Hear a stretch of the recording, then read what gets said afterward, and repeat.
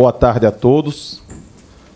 Eu não preciso aqui dizer da satisfação de estar em João Pessoa, né, que eu já entreguei até ao nosso cerimonialista ali, quando eu citei. Agora vou entregar ao doutor Virgínio, que foi meu colega de TRT, e eu já trabalhei aqui nesta casa em 1989. Né, então era tribunal da 13ª Região, com jurisdição sobre os estados da Paraíba e do Rio Grande do Norte. E aqui nesta mesa temos uma vinculação muito grande com a Paraíba, né? Porque o doutor Eritson também é egresso do TRT da 13ª Região, assim como eu, e doutor Luciano é paraibano, né? E a Paraíba, né, é um lugar... Bento, eu fui professora da UFPB. Também, ainda bem que me lembrou, tá vendo? Então, está completa a relação com a Paraíba, né? E João Pessoa, para mim, é uma das cidades mais agradáveis do Brasil. E eu saúdo aqui aos colegas, magistrados, servidores, né, do TRT de Pernambuco, 6ª Região, nas pessoas da desembargadora Anise e desse irmão que eu tenho, que é o desembargador Sérgio Torres. Desembargadora Eneida saiu, mas também se sinta homenageada. Da Paraíba, né, na pessoa do nosso ilustre coordenador Lindinaldo, né, e do Rio Grande do Norte, nas pessoas citadas do doutor Eritson e do doutor Luciano Ataíde. E é muito bom reencontrar amigos, né, entregando minha idade. Eu fui professor desse hoje, que é um dos maiores expoentes, professor de graduação do Direito do Trabalho brasileiro, que é o doutor Jorge Bolsinhas. E a gente se orgulha muito, né, quando vê um aluno ultrapassando em muito, né, aquele que foi o seu professor por uma questão meramente formal. Mas, enfim, o tema que me coube, foi por mim escolhido, diz respeito a uma nova reforma trabalhista e uma nova reforma sindical. Por que é que eu escolhi esse tema? Ora, nós sabemos que é muito recente o advento da Lei 13.467, que é uma reforma trabalhista que, se a gente puxar pela memória, vai lembrar que essa reforma foi pregada por um discurso neoliberal, e lógico que aqui não cabe fazer uma incursão mais profunda, mas esse discurso neoliberal, significando um neoliberalismo completamente diferente do neoliberalismo de outrora, isso já no governo de Fernando Henrique Cardoso, que o Partido dos Trabalhadores, que era o partido da oposição na época, criticou veementemente essa proposta de reforma trabalhista, que era centrada na alteração de um único dispositivo da CLT, o artigo 611. E eu me recordo do professor queridíssimo e saudosíssimo Amaury Mascaro, quando ele dizia que era uma coisa surreal, porque no texto proposto se dizia, né, que iria prevalecer a negociação sobre a legislação, respeitadas as normas de saúde e segurança no trabalho e as normas contidas na Constituição Federal. E o curioso era justamente o que chamava a atenção do professor Amaury, era que você colocar na legislação infraconstitucional a necessidade de se respeitar a Constituição. Mas eu até brincava com ele, professor, mas é bom, porque no Brasil a turma gosta muito de esquecer o que está na Constituição. Mas quando o Partido dos Trabalhadores chegou, né, ao governo, o próprio Partido dos Trabalhadores propôs a reforma trabalhista e com o mesmo eixo central, a questão da ampliação da negociação coletiva. Vejam, aquilo que se criticava, mas também foi preconizado. E já numa segunda etapa do governo do Partido dos Trabalhadores, a meu ver, com a presidente Dilma, de maneira acertadíssima, fazendo de maneira antecedente uma reforma sindical. Por quê? Porque me parece absolutamente lógico, e onde se aponta a contradição na Lei 13.467, se você pretende mudar o sistema fundamentalmente com o eixo central na prevalência do negociado sobre o legislado, nada, né, mais conveniente, mais lógico do que você fortalecer as relações sindicais, fortalecer os próprios sindicatos. Então, uma reforma sindical antecedente seria algo de muito bom tom na minha concepção. Mas nem Fernando Henrique Cardoso fez, e nem o PT com Lula e depois com Dilma o fizeram, essa reforma trabalhista. E aí, curiosamente, o professor Bocinhas já deu até uma dica aqui na sua conferência, um governo que entrou já na metade do mandato, nós sabemos em quais circunstâncias, quer dizer, um governo com pouco mais de 2 anos de duração, um governo, de certo modo, sem aquela autoridade concedida porque era o vice-presidente e não o presidente da República, mas aí ele conseguiu fazer a reforma trabalhista. Mas a gente falar em nova reforma, por que nova reforma? Impõe que a gente raciocine um pouquinho, ainda que brevemente, porque não é o aspecto principal aqui da nossa conversa com os senhores, mas impõe que a gente pense um pouquinho na história do direito do trabalho, né, doutora Ana Maria Madruga, que eu iria citar e acabei esquecendo aqui na hora da saudação dos magistrados da Paraíba. Lembrando do direito do trabalho do Brasil, lembrando que no Brasil a primeira Constituição que tratou no ímpeto do chamado constitucionalismo social, né, na esteira da Constituição mexicana de 17, a de Weimar de 39, de 19, digo, foi a Constituição de 1934. De efêmera, né, duração, a Constituição que, na verdade, não existiu, porque foi uma Constituição que foi rapidamente substituída. Né?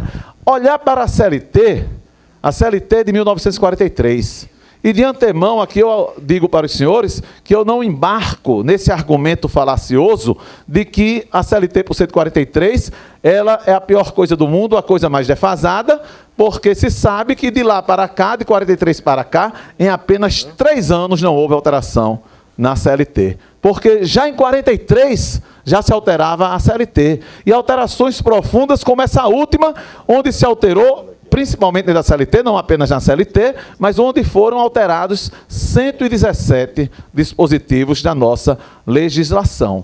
Mas uma CLT que surgiu, e quem gosta de história e vai estudar a história vai ver, que surgiu se dando com a mão, mas de certo modo se tirando com a outra. Por quê? Porque no artigo 7º se dizendo da sua não aplicação aos empregados, aos servidores estatutários, aos empregados domésticos e aos empregados rurais, que eram a maioria da mão de obra naquela época. Então, vejam, uma legislação que foi tida como uma legislação, como algo que foi para, de maneira radical, beneficiar a classe trabalhadora, mas deixando grande parte da classe trabalhadora de fora da proteção trabalhista. Aí, tivemos a Justiça do Trabalho, como sabemos, primeiro, com a natureza administrativa, na Constituição de 46, ingressando no Poder Judiciário. Essa Justiça do Trabalho, coitada, né, que tem levado tantas pancadas, mas que nós sabemos do papel crucial, relevante, e eu diria que essencial, para que tenhamos uma justiça social aqui em nosso país. E aqui é o tema do evento, né?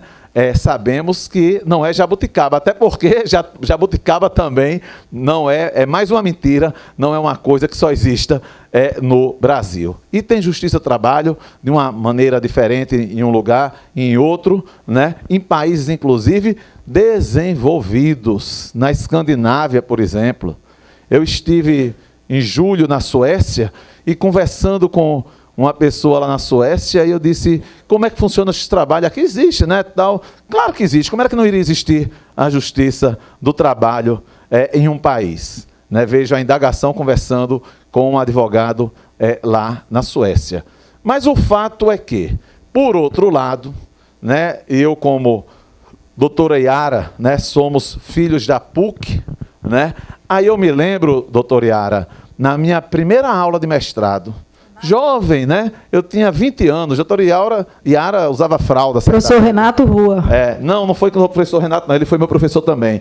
Mas foi com o professor Cássio Mesquita Barros, que veio depois a se tornar meu orientador de mestrado e doutorado. E na primeira aula, doutor Cássio, professor da PUC, professor titular da USP também, e para sermos assim bem justos, exatos e, digamos assim, fiéis na informação, advogado de empresas, né, e de grandes empresas, ele na primeira aula, nunca esqueci, ele dizendo o seguinte: olhem, lá na França, né, lá na França, de meu amigo Bolsinhas, os empregados da Air France, né, famosa companhia aérea francesa, se não me engano, estatal, né, ou pelo menos na época era estatal, parece que depois eles flexibilizaram o capital, os empregados, durante o verão, trabalham mais do que o normal, com a grande demanda. Mas, em compensação, e não recebem horas extras. Mas, em compensação, quando chega no inverno, eles passam dias sem trabalhar, ou trabalham jornadas bem menores, e não perdem os seus empregos.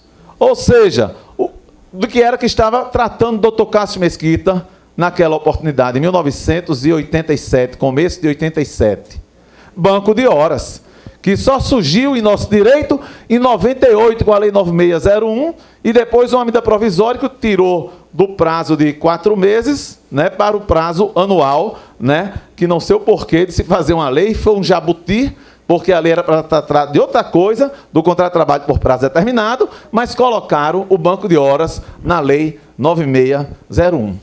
E aí uma outra coisa que a gente tem que olhar de maneira não ideológica, mas técnica e com a maior fidelidade para com os fatos, é que vários países fizeram as suas reformas trabalhistas. Vários países. Então, a primeira coisa, por que fazer uma reforma trabalhista? Era necessário? Aí, eu pessoalmente acho que necessidade de se fazer, sim. Não se achando que ela iria, por si só, criar empregos. E eu fui convidado pela Comissão Especial da Reforma Trabalhista, que foi o segundo projeto de lei na história da Câmara dos Deputados, com o maior número de emendas. Ou seja, dos projetos de lei, vejam o impacto na vida das pessoas. Foi o segundo com o maior número de emendas. E quando eu comecei a falar, professora Antônia, lá na comissão, eu comecei dizendo o seguinte, o que desagradou muita gente, que eu tinha várias convicções, mas a primeira, a inicial e a maior de todas, é que lei nenhum, por si só, vai gerar emprego. E isso desagradou, amiga Eneida. Claro que desagradou. E repeti isso em várias palestras, às vezes em ambientes empresariais, lá no Rio Grande do Sul, da professora Logécio, onde me pediram para não repetir isso. E eu digo, eu não vou deixar de repetir, porque eu não vou ser infiel comigo próprio. Por quê? Porque uma lei pode ajudar e muito. Mas criar emprego? Claro que não. Tanto que com a velha CLT pré-reforma, nós chegamos a ter o pleno emprego. Por quê? Porque com uma economia pujante, com crescimento econômico muito grande. Porque o que gera emprego é crescimento econômico. Ou alguém acha que alguma eventual pequena melhora no índice de empregabilidade decorre da Lei 13.467. Pode até ser uma coisa ou outra, mas cadê os milhões de empregos que foram propagados, os milhões, os 2 milhões com trabalho intermitente? Claro que não é assim. Precisamos de crescimento econômico. Mas em fazendo a reforma, e no debate muito plural, diversos magistrados, economistas, e na verdade, o debate lá na Câmara foi plural. No dia que eu fui falar, Yara, um deputado pediu para encerrar a sessão, dizendo porque eram 4 batendo e só um defendendo. Eu estava num dos 4 que estava batendo na concepção daquele deputado. Aí o outro disse, mas ontem eram 4 defendendo, elogiando e só um batendo. E a gente ficou até o final. Mas isso poderia, significar que a reforma foi feita nesse grande debate, até porque, com outro aspecto, de que quando ela foi lançada pelo então ministro do Trabalho, Ronaldo Nogueira, as centrais sindicais, à exceção da CUT e todas as outras, foram ao Palácio do Planalto apoiando a reforma. Mas era um projeto alterando 7 dispositivos. E aí o relatório, ele foi votado em regime de urgência. que foi rejeitada a urgência em um dia, o presidente da Câmara, Rodrigo Maia, no dia seguinte tentou de novo e conseguiu, e tivemos aquele absurdo no Senado de dizer, existem pelo menos 15 erros, apontou-se os erros, mas o Senado abriu mão da sua função revisora na oportunidade, naquela circunstância, e disse, vamos aprovar errado mesmo, e vamos fazer uma medida provisória, ou vetos, a vacatio legis de 4 meses, a lei entrou em vigor, a medida provisória, num sábado, né, 17 de novembro, 11 de novembro, agora me deu um branco, quando foi na terça-feira, eu estava dando aula numa pós-graduação, lá na Fundação Getúlio Vargas, onde também leciona o professor Bolsinhas, mas não foi convite dele, foi convite do professor Bruno Freire, estava lá na aula e eu disse, não veio a medida provisória. Aí um aluno disse, professor, acabou de ser publicada a medida provisória. E veja, tivemos uma lei por uns poucos dias, depois uma nova lei, depois ela caducou e voltou a ser aquela primeira lei. Mas isso traz um elemento que é categórico, inegável, o elemento de que a reforma não foi perfeita, porque o próprio governo que apoiou a reforma fez uma medida provisória, a 808, alterando, e a meu ver, todas as alterações para melhor, alterando a Lei 13.467. Mas o fato é o seguinte também, habemos lei, habemos lege, temos lei. E agora nós temos que lidar com essa lei. Mas não aplicá-la cegamente. Quantas vezes, não só em palestras, em aulas, como em reuniões de trabalho, em grupos de trabalho, eu cheguei na Confederação Nacional do Comércio e o então presidente, um senhor de mais de 90 anos, mas muito ativo e antenado, quando soube que eu era juiz de trabalho, disse, mas doutor, os juízes não querem que se espalhou isso? A partir, a meu ver, né, com todo respeito, de uma infelicidade de se fazer um seminário logo em seguida, promovido pela nossa associação. Aí ele disse assim, os juízes não querem cumprir a lei? Eu disse, calma, presidente, não é bem assim. A gente pode ter uma voz ou outra, né, respeitando sempre os que pensam diferentemente de mim, mas, a meu ver, radicais, que simplesmente dizem, não vou porque eu não vejo legitimidade política em se fazer a reforma. Quando, na verdade, você tem um Congresso Nacional que tem essa competência e tem esse poder. Agora, como eu expliquei lá para aquele senhor, agora, todos nós juízes, seja tomando posse como juiz substituto, seja tomando posse no Supremo Tribunal Federal, todos nós juramos cumprir a Constituição e as leis do país.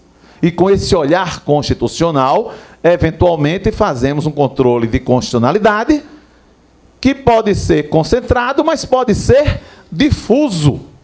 Então, cabe, sem ideologia, cabe de maneira técnica ao juiz enfrentar a questão da validade da norma a partir da sua perspectiva de constitucionalidade. E em relação à reforma trabalhista, eu vou me permitir aqui de discordar até eventualmente de algum colega palestrante ou alguém que esteja aqui neste auditório, né, tão qualificado. Não só tem coisas ruins, tem algumas coisas boas, interessantes. Temos questões pontuais e temos questões estruturais. Ora, a reforma, como eu tive a oportunidade de dizer para o próprio relator, foi meu colega de colégio, né, Colégio Marista lá de Natal, você não pode pensar que fez uma obra perfeita, porque é uma obra humana, e nenhuma obra humana, ela é perfeita. Dr. Sérgio Torres gosta muito de dar o exemplo da sala da aula dele, que ele chega para dar aula à noite e no outro dia vai deixar os filhos do colégio. Não sei se iria contar isso amanhã, estou estragando a surpresa, né? Não iria não, posso contar. E chega no dia seguinte, mas por causa daquele intervalo, ele não pode dar aula no primeiro horário. E fica feito um besta lá na sala dos professores, sem fazer nada, porque também não dá tempo de ir trabalhar e voltar. E ele disse, olha, eu fico de joelhos, podem filmar. Eu abro mão desse intervalo. Não, doutor, o senhor sabe melhor do que ninguém de que o senhor não pode trabalhar. Então vejam que, eventualmente, algumas flexibilizações, que também é uma falácia dizer que não havia flexibilidade na nossa legislação. Eu dei uma entrevista na Rádio Guaíba, aquele famoso jornalista que pediu demissão na campanha presidencial no ar, o Juremi, né, se eu não me engano, muito qualificado, e aí ele me disse, olha, mas teve a juíza fulana, não vou dizer o nome, mas que é do ramo, vai supor quem seja, que disse que não tem absolutamente nada que preste na reforma. O senhor aponta alguma coisa boa na reforma? O senhor concorda com o fracionamento de férias, de diminuição do intervalo entre a jornada? Aí eu disse, olha, você já respondeu até por mim. Porque, eventualmente, você poder diminuir com autorização sindical de negociação coletiva o intervalo entre a jornada e poder ir para casa mais cedo, fugindo de problema de violência, de rush, claro que é uma questão pontual. Claro que essas coisas pequenas e outras maiores vieram ao encontro do interesse dos próprios trabalhadores. Estruturalmente, regulamentação de teletrabalho, nós sabemos da questão da indústria 4.0, a mudança, a mutação que temos na ocupação. Então aí as estatísticas, doutor Sérgio, ele é um expert total, né, nessa área de tecnologia.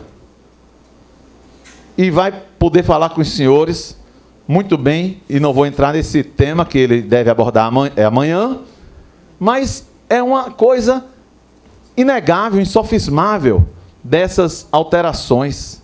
Agora, a reforma, claro que pode ser objeto de críticas. Por exemplo, a questão do acesso à justiça. Qual é a motivação? Qual é a gênese da reforma da Lei 13.467. Vamos gerar empregos a partir da concessão de uma coisa chamada segurança jurídica. Negociado, valorizado em detrimento do legislado. Embora a nossa Constituição, como sabemos, é vasta no campo trabalhista, no artigo 7º, e muita coisa não pode ser mexida. Ainda bem que temos o artigo 7º da Constituição Federal. Mas quem poderia ser contra, pelo menos na minha concepção, o fim do imposto sindical?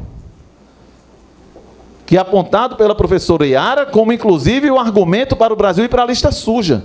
Mas vejam, por uma questão formal é que não houve a discussão. Eu acho que, de fato, naquele contexto, poderia ter se renovado uma lei que foi feita lá atrás, na década de 90, no começo da década de 90, que o então presidente Collor vetou, dizendo que ela era inconstitucional, porque não poderia demorar tanto, que era a extinção ao longo de 5 anos, 20% ao ano. Talvez fosse uma solução, mas não como se fez. Por quê? Porque de maneira radical, em um momento de mudança de sistema, uma mudança radical, é verdade, você teve a retirada da principal fonte de custeio dos sindicatos, mas quais de nós, de maneira sincera, vai negar que do jeito que estava não poderia ficar?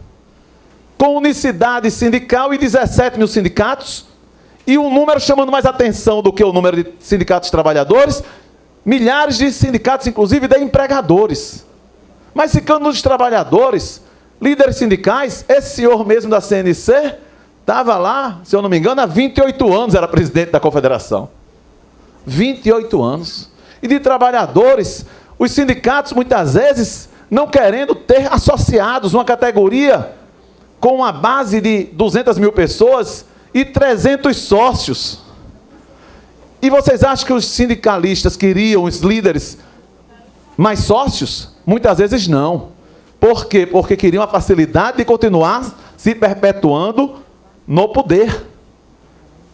A questão mais grave da reforma, e todos nós também sabemos, é a questão do acesso à justiça. Eu disse, professor Alogécio, numa palestra da Federação do Comércio do Rio Grande do Sul, lá em Porto Alegre, o seguinte: reduziu-se o número de demandas. O que é que eu achava? Eu disse, olha, ficaria muito feliz se a redução das demandas tivesse vindo acompanhada da redução dos conflitos. O que me parece que não veio a acontecer. Os conflitos permanecem, mas boa parte dos trabalhadores tem medo de ir à justiça. Por quê? Porque se colocou um rigor para com a justiça gratuita na justiça do trabalho maior do que o rigor na justiça comum, o que é uma incoerência. Agora, também não podemos, com sinceridade, confirmar ou aplaudir o sistema anterior, permitindo os mais diversos abusos.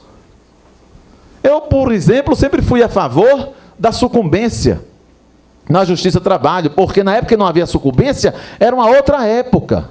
Hoje todo mundo busca o seu advogado, mas não do jeito que se fez, onde continua o trabalhador tendo que pagar 20% e 30% para o advogado, muitas vezes, do seu salário não auferido de verbas rescisórias.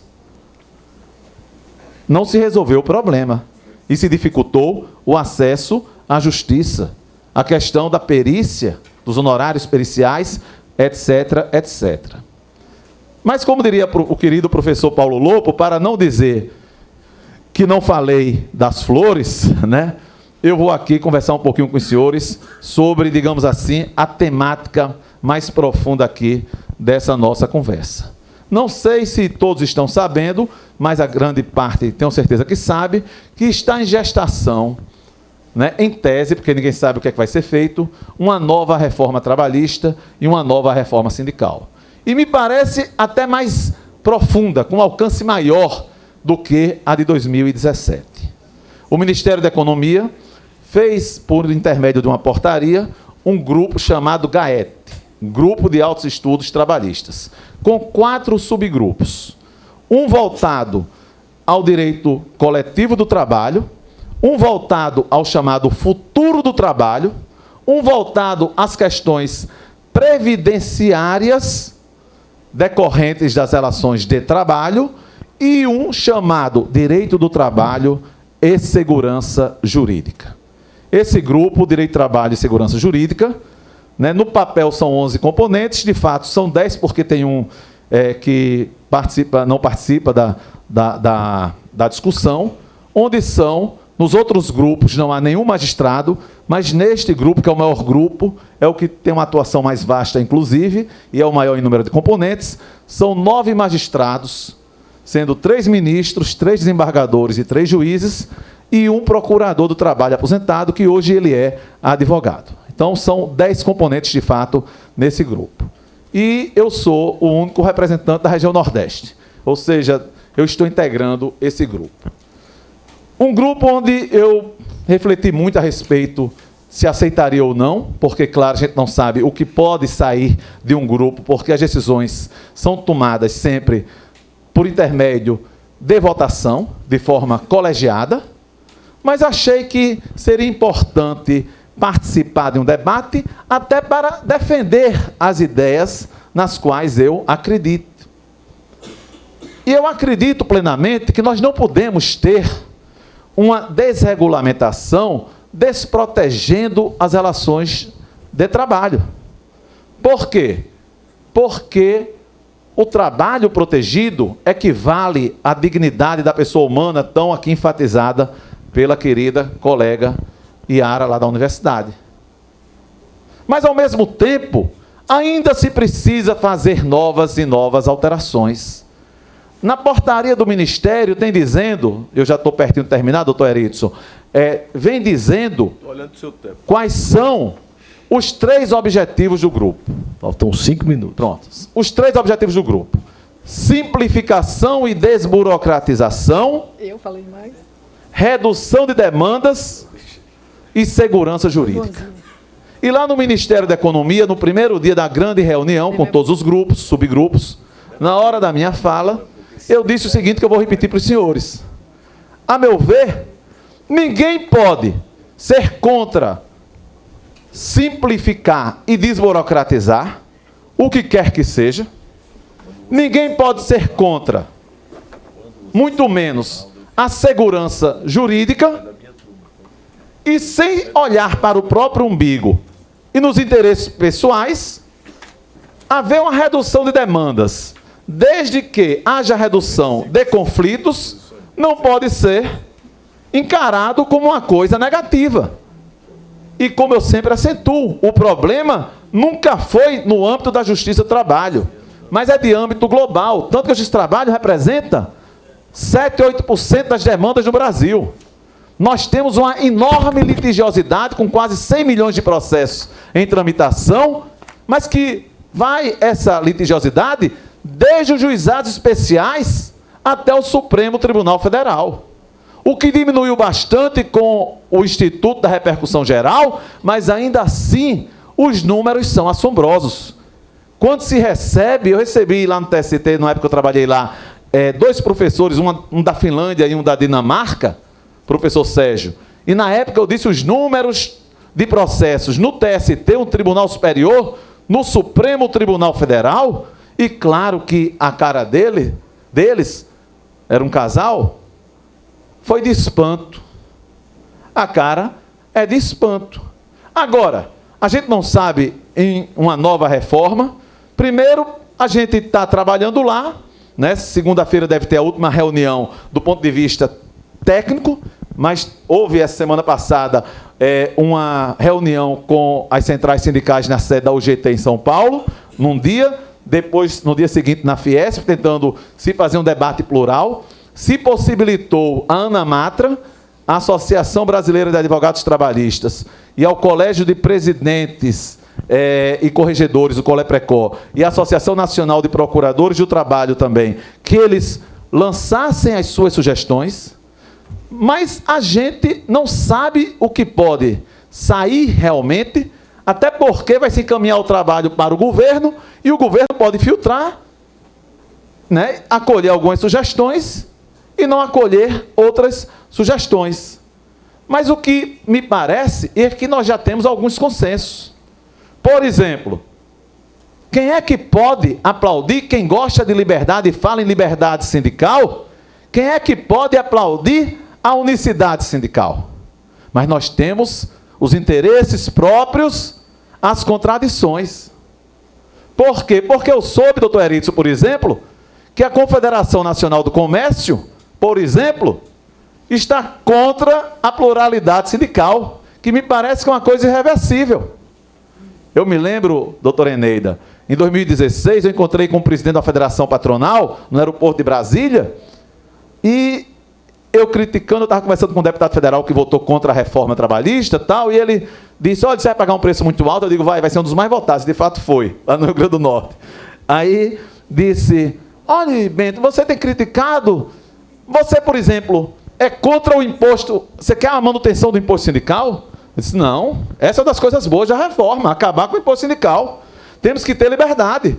Como eu acho que a contribuição para o sistema S tem que passar a ser facultativa. Ele quase enlouqueceu. O homem que estava falando em liberdade, mas deu um piti, como a gente diz lá no Rio Grande do Norte. Deu um piti. Olha, mas você é formador de opinião, não pode dizer uma coisa dessa, isso beira, ele tem intimidade comigo, beira irresponsabilidade. Se não for obrigado, ninguém paga. Espera aí, você está dizendo agora com o imposto sindical, porque é a liberdade para os outros. É a liberdade para os outros. Ou quando me beneficia. Né? Mas a pluralidade sindical tem que vir porque a unicidade é incompatível com liberdade sindical. Agora, pluralidade sem imposto. E nessa parte sindical, claro, tem que se dizer como é que vai funcionar o sindicato. Porque aí sim, o benefício do acordo da convenção pode ser destinado apenas para o sócio daquele sindicato. Aí passaremos a ter um sindicalismo muito mais legítimo. Para não acontecer o que eu verifiquei, doutor Eritz, lá em nosso tribunal, até o ano passado, quando era vice-presidente, por isso fazia a negociação dos dissídios coletivos, muitas vezes o presidente do sindicato trabalhador, abrindo mão de direitos, nitidamente pedindo em troca apenas uma coisa, a possibilidade da Assembleia fixar uma contribuição para o sindicato, prejudicando, e isso aconteceu em todo o Brasil. Até um sindicato de bancários abrindo mão da famosa 7ª e 8ª horas, desde que se desse a contribuição para o sindicato.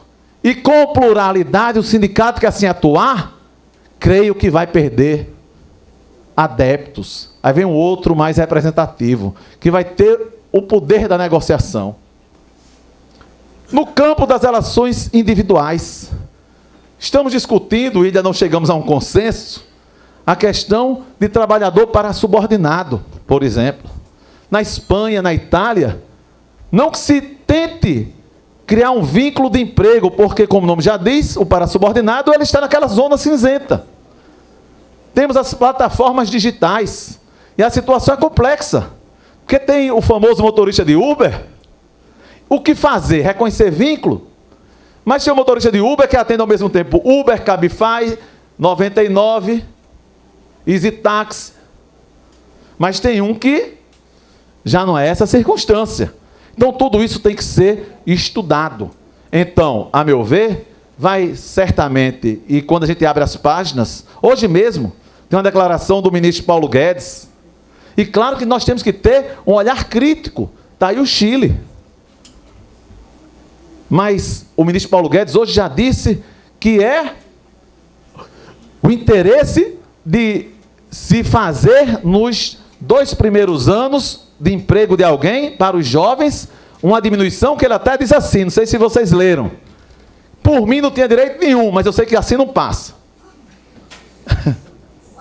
Né? É quase escravo, né? Ou análogo à escravidão. Mas pelo menos ele já notou que assim não passa. Como eu disse lá no nosso grupo, vamos lembrar que na França, por exemplo, país desenvolvido, há muitos anos, a lei do primeiro emprego não vingou porque foram lá os estudantes e os jovens, os trabalhadores, para Champs-Élysées protestar. Doutor Bolsinha deve se lembrar que vai, como se quem vai daqui para Recife ou Natal, ele vai para Paris.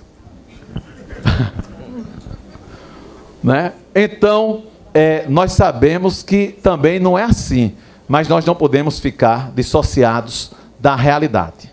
Enfim, pessoal, muito mais do que uma palestra, eu até tinha feito aqui um pequeno poema enquanto a doutora Yara falava a respeito da questão da dignidade do trabalhador.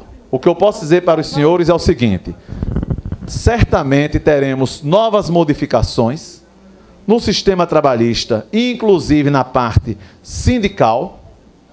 Sabemos que há um sistema político que está no poder, que tem um pensamento, eu posso até discordar desse pensamento, mas é a realidade. E foram os eleitores que fizeram uma escolha, não vou entrar aqui no mérito de como fizeram tal escolha, mas houve uma escolha, né?